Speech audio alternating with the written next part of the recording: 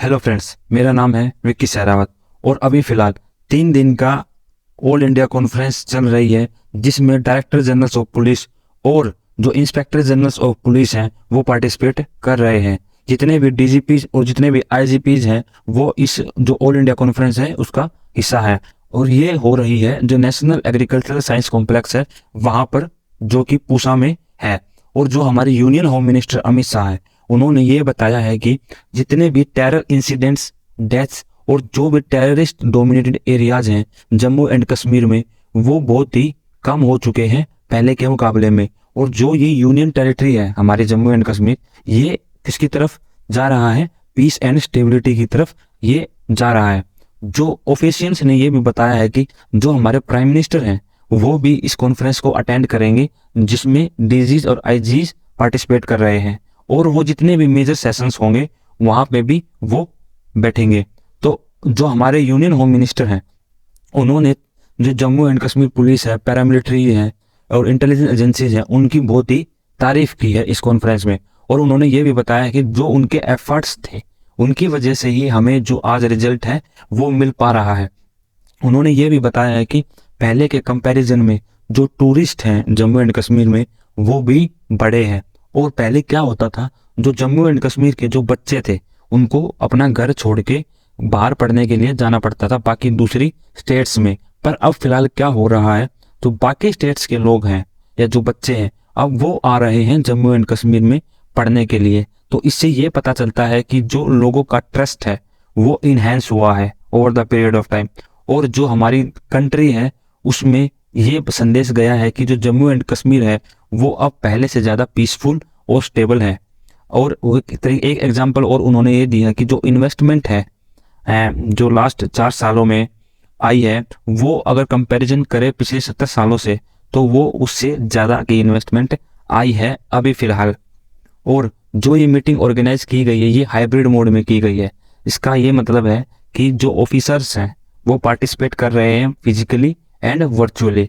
तो वो कुछ जो ऑफिसर्स हैं वो वहीं पे बैठ के फिजिकली इस मीटिंग को अटेंड कर रहे हैं, कॉन्फ्रेंस को अटेंड कर रहे हैं। और जो बाकी हैं जब जो बिलोंग करते हैं दूसरे स्टेट्स या दूसरी यूनियन टेरिटरीज से वो वर्चुअली अटेंड कर रहे हैं इस कॉन्फ्रेंस को। पहले प्रॉब्लम थी जियोग्राफी को लेकर, पर अब जो प्रॉब्लम है वो चेंज हो चुकी है क्योंकि अब जो प्रॉब्लम हो रही है वो हो रही है साइबर सिक्योरिटी और डाटा सिक्योरिटी को लेकर।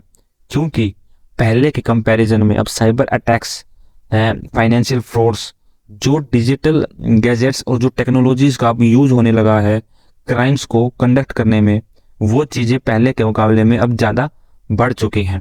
क्योंकि आज के टाइम में जो डाटा है वो बहुत ही इम्पोर्टेंट है किसी भी देश के लिए। अगर किसी भी देश का डाटा चोरी होता है या कोई भी साइबर अटैक होता है तो उससे उस कंट्री को बहुत ज़्यादा लॉस होता है।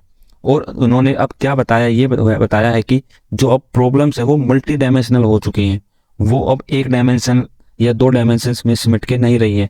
अब देखा जाए तो जो नार्को टेरर है वो भी अपने पैर फैला रहा है।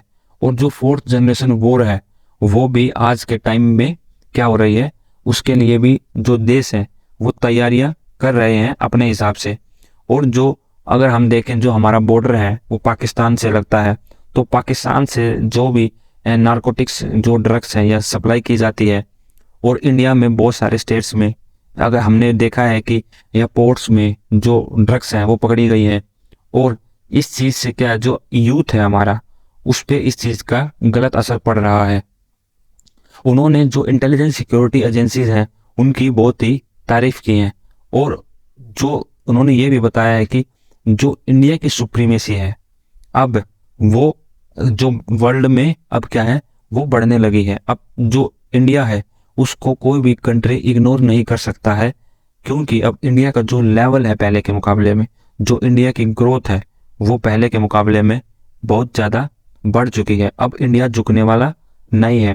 उन्होंने ये बताया है कि अभी फिलहाल जो मॉर्गन स्टैनली है उनकी एक रिपोर्ट रिलीज हुई है तो उसमें ये बताया गया है कि 2027 तक जो इंडिया है वो वर्ल्ड की 3rd लार्जेस्ट इकोनॉमी बन जाएगा। और जो उन्होंने कंपैरिजन किया है कि जब 2014 में जब गवर्नमेंट आई थी हमारी उस टाइम पे जो इकोनॉमी थी वो 11th नंबर पे थी वर्ल्ड में, पर कुछ ही सालों के अंदर यानी कि 2014 से लेकर 2023 तक जो हमारी इकोनॉमी है उसकी पोजीशन 11th से 5th पर आ चुकी है। तो जो ये जंप है ये हुआ है हमारे गवर्नमेंट के टाइम पर।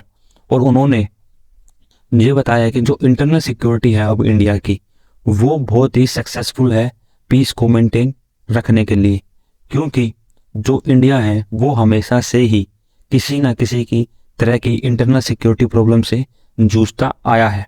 अभी फिलहाल जो जम्मू एंड कश्मीर और जो नॉर्थ ईस्ट और जो left wing extremism affected areas हैं, क्योंकि जो ये तीन है ये बहुत ही हॉट स्पॉट एरियाज हैं। और जो अभी फिलहाल इस गवर्नमेंट के टाइम पे जो सिचुएशंस है वो ड्रास्टिकली इम्प्रूव कर दी गई है पहले के मुकाबले में, क्योंकि जो ये तीनों एरियाज हैं यहाँ पे सिक्योरिटी इश्यूज हमेशा से ही बने रहे हैं और लोगों को बहुत ही ज़्यादा तकलीफ़ों का सामना करना पड़ा है इसकी वजह से। अब जो नॉर्थ ईस्ट का एरिया है वहाँ पे जो 9 तरह के जो डिफरेंट ग्रुप्स थे उन्होंने सरेंडर कर दिया है और जो पीस अकॉर्ड है वो साइन किया है जो हमारी सरकार है उसके साथ। और उन्होंने ये भी वादा किया है और ये बहुत सारे लोग तो मेन स्ट्रीम में ऑलरेडी आ चुके हैं। और जितने भी इंसर्जेंट्स थे उन्होंने जो अपने वेपन्स थे वो हैंड ओवर कर दिए हैं अथॉरिटीज़ को।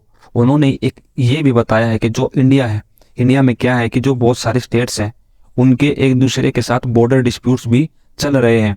तो जो 3 बॉर्डर डिस्प्यूट्स हैं स्टेट्स के बीच में उनको रिजोल्व कर लिया है सरकार ने। और उनको ये भी फेथ है कि जल्द ही जो बाकी 4 डिस्प्यूट्स हैं उनको भी रिजोल्व कर लिया जाएगा। और वो ये भी बोलते हैं कि जो लेफ्ट विंग टेरर है उसको कंट्रोल में करने में बहुत ही सक्सेस हाथ में लगी है सरकार को। अगर 2010 में देखें तो जो टेरर अफेक्टेड डिस्ट्रिक्ट्स थे वो थे 96, पर अब वो रिड्यूस होके हो गए हैं 46। तो जो ये left wing extremism affected regions हैं यहाँ पे वायलेंस की जो घटनाएं हैं वो 40 से 60% तक डिक्लाइन हो चुकी हैं। और इस कॉन्फ्रेंस में उन्होंने जो मेडल्स हैं वो भी डिस्ट्रीब्यूट किए हैं जिन्होंने अच्छी सर्विस की है अपने टाइम पर। और जो पुलिस स्टेशंस थे टॉप के उनको भी ट्रॉफीज दी है उनके द्वारा। तो फ्रेंड्स आज की वीडियो में इतना ही। Thank you friends, thank you so much.